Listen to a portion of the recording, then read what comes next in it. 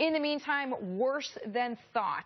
That is how the head of the U.S. government agency that was hacked described the attack. The FBI says 18 million people may have been affected by the recent breach, 4 times as many as previously thought. With me now, cybersecurity expert Tim Eades from vArmour CEO. Tim, some sources telling us the number could go as high as 30 million. What are the chances this is the final number, because it's moved higher twice?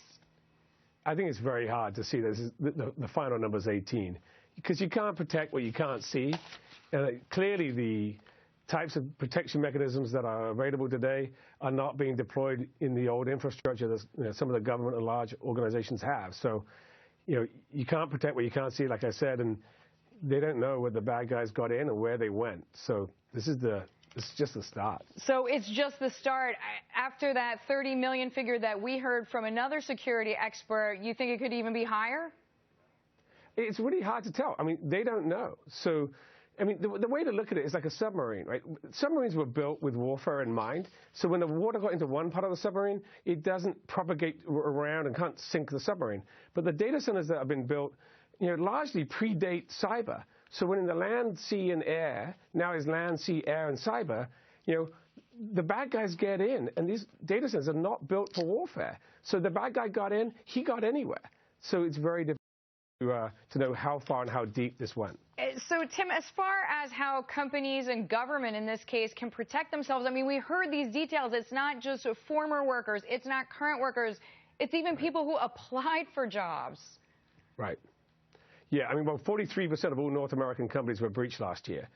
So what you have to do is you have to start looking at what new products can fight this new war. Because the one thing is for sure, the old products doing it the old way is clearly not working.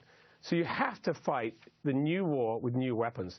And the good news is, I mean, there's actually a bit of a light here. The good news is that you can start to use new types of products with new architectures and do it in software, so you can deploy things quicker and get some of this protection in place. But you've got to move, and you've got to start doing things differently.